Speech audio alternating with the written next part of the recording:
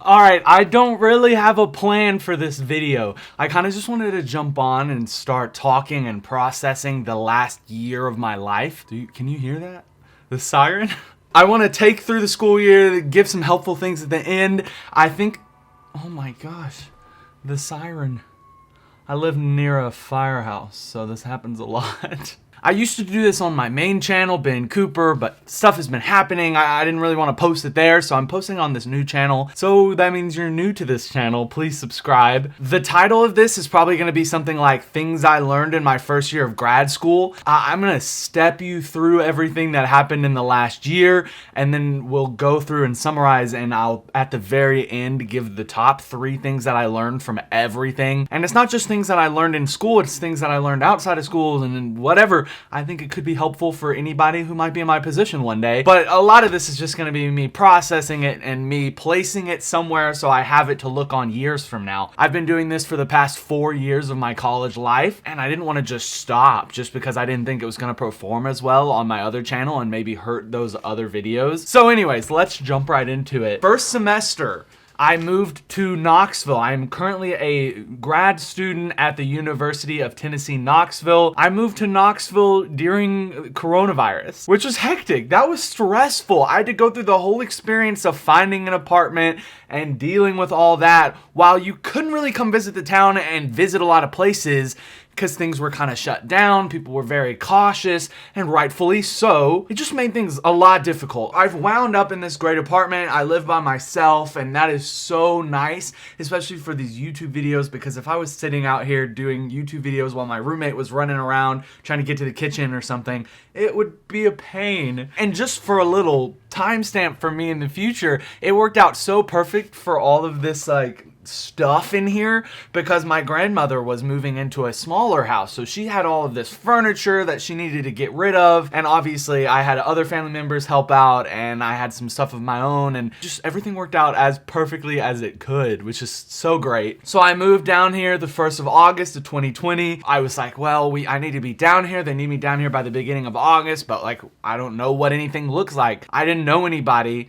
Didn't know what to expect, but turns out that everybody that I was going to be working with didn't really know anything anyways. And that's kind of how the whole year went, because everybody with coronavirus was just kind of like, yeah, we don't know. We're kind of having to wait and hear what we've been told, and then we can go from there. It was kind of stressful. We didn't have band camp. For those of you who don't know, haven't seen the other videos, I am a graduate teaching assistant with the band at UT, which means that I work with their marching band. I'm supposed to work with their pep bands and their concert bands and everything, and I just kind of help out and I do everything that I can to help them. And in a normal year, that's a pretty clear set out, like, this is what you do, this is how you can help. This year, it was a little weird. You know, we couldn't travel to the away games, so all of the responsibilities for the away games weren't there. We weren't marching this year, so as far as teaching, marching, and helping with that, couldn't really do that. We had to split into 2 bands because we're one of the biggest organizations on campus, and obviously if we have that many people getting together, that just causes issues with everything. It was so strange, but we got through it, so that's good at least. And I did enjoy going to the few games that we were able to go to. I think we ended up being able to go to 4 games total. I want to say some of them got canceled because of coronavirus and we weren't able to reschedule it, but honestly, it's just such a blur. It was like a year ago now, so it's like, Aside from marching band stuff, I did have a couple things go on academically. I had to have diagnostic exams before I entered in. That was a thing with grad school, and the big diagnostic exams that I was worried about was music theory and music history. And apparently at UT, at least, the music history diagnostic exam is pretty hard. Everybody that I talked to said that it was, so I didn't end up passing that. I was not expecting to. It was funny though, you know, we're sitting in Tennessee and one of my exam questions had to do with Dolly Parton. It was like a listening example and it was her singing, and we had to say, who is this singing? What is this style of music? And I was like, this is Dolly Parton. Like, it was like Code of Colors or something, I don't remember. But I ended up passing my theory exam except for the listening part, which is, yeah, I'm not good at that. And I had to take an oral theory class and a music history class my first semester, but they were all review classes. It was kind of fun. I liked going through with a different instructor point of view. In my undergrad, it was very much like, we're gonna dive into these subjects and you're gonna have to know them. In this, it was like, okay, we're gonna go through all this stuff. and refresh your memory. You've already learned it, and if you don't know it super well, you'll get to refresh your memory on it, which is great, but we're not gonna like spend a whole 6 weeks on it. And then aside from academic stuff, my tuba world was great in the first semester and in the second semester for that matter, but the teacher here, he really went out of his way the entire year to make it work, which is so respectable. I feel like it would be so easy for a teacher to just be like, hey, listen, man, it's gonna be tough. It is going to be a tough year. You're not going to be able to get as much instruction from me because of all this. But instead, he was going out of his way to meet long distance, like in parks and online, and he would get these great microphone setups for online lessons. And it was really incredible, the amount of processing and the amount of learning I was able to do this last year, despite everything. And also along with that, I got a new tuba in the first semester of the school year, which was so much fun for me personally. I got a PT6 tuba, for anybody who knows what that is. It's a very well-known tuba in the tuba world, and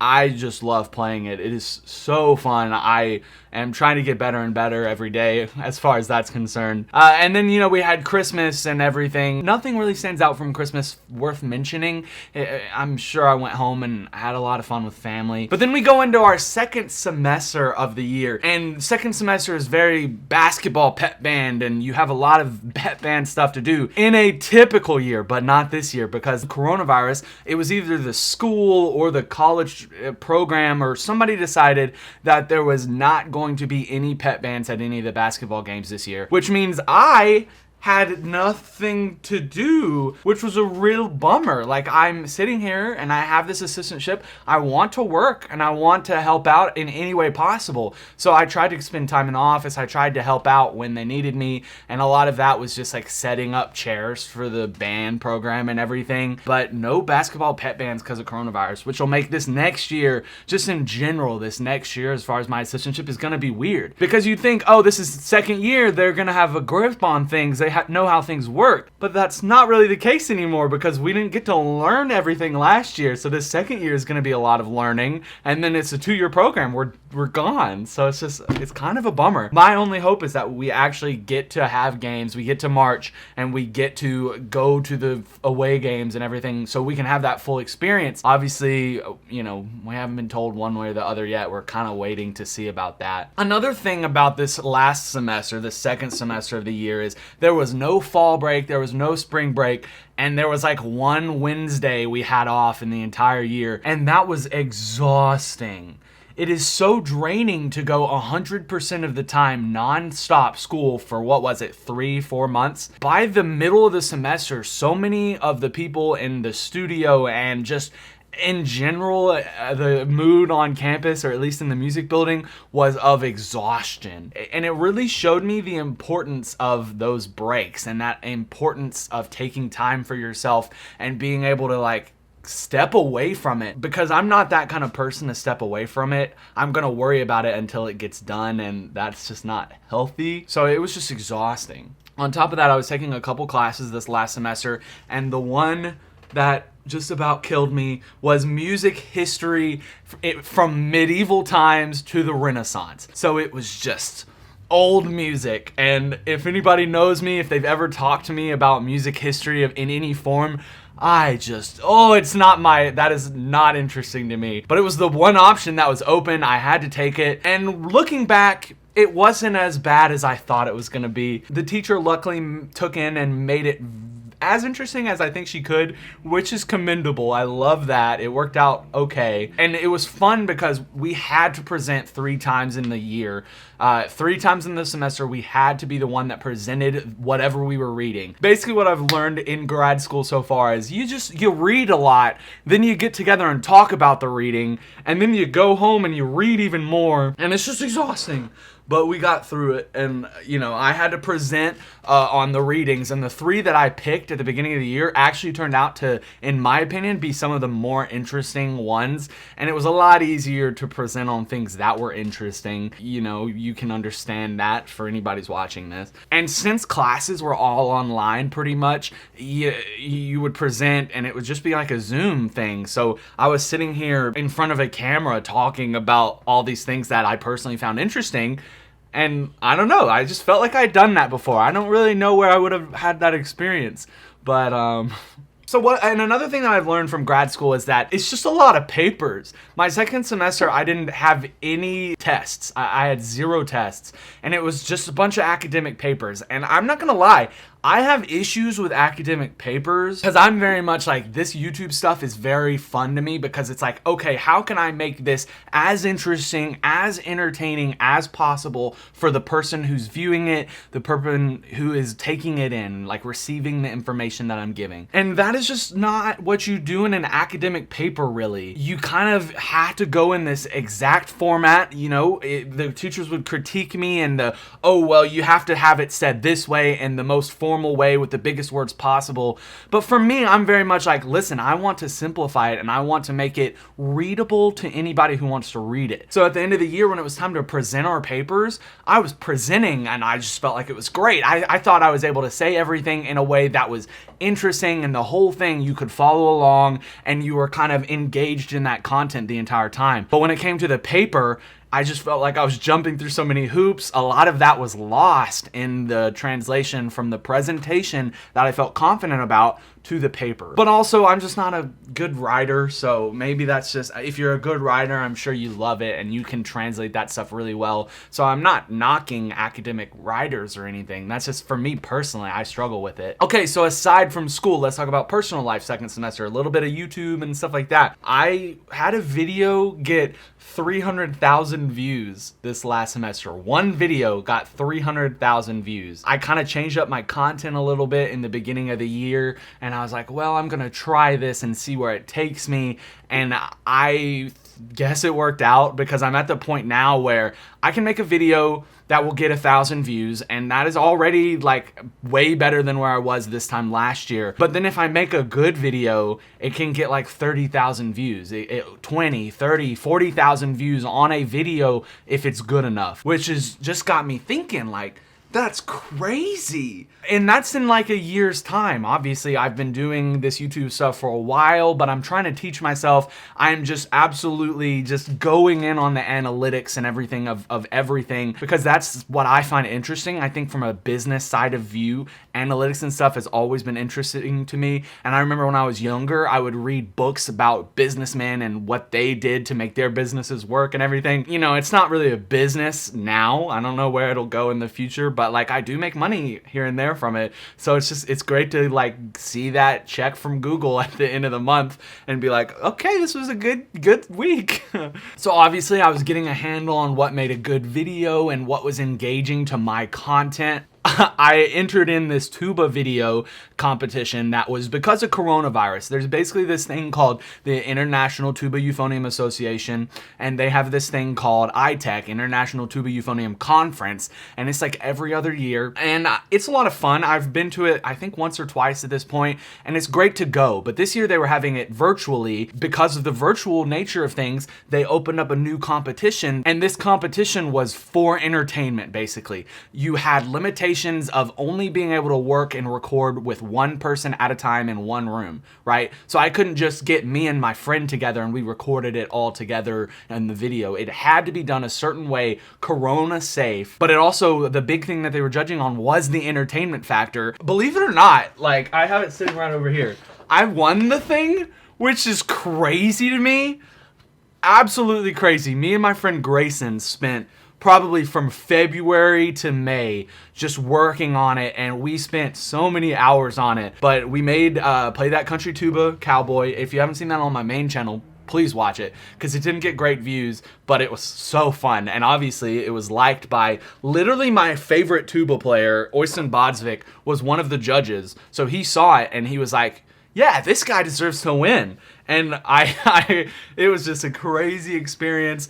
And to be, I don't know, to be even seen and entertained by like high-level tuba players, and then being able to entertain them is so cool at this level of my career, right? So I think that's pretty much my year. I want to get into the things that I learned really quickly. And honestly, this is still stuff that I'm trying to process and things I'm trying to fix about myself, because in this last year, I've learned a lot about what doesn't work, and I'm trying to grow from that. And a lot of this is from a book that I recently read called Atomic Habits. If you've never heard that book, if you've never read that book, please read it, because it is changing the way that I think about a lot of things, and I highly recommend it. But the first thing that I learned in my first year of grad school is that time management is so important. And I think, sure, you learn that in college and your undergrad and everything, but even more so this year with coronavirus and everything, where you sit on this desk the entire day,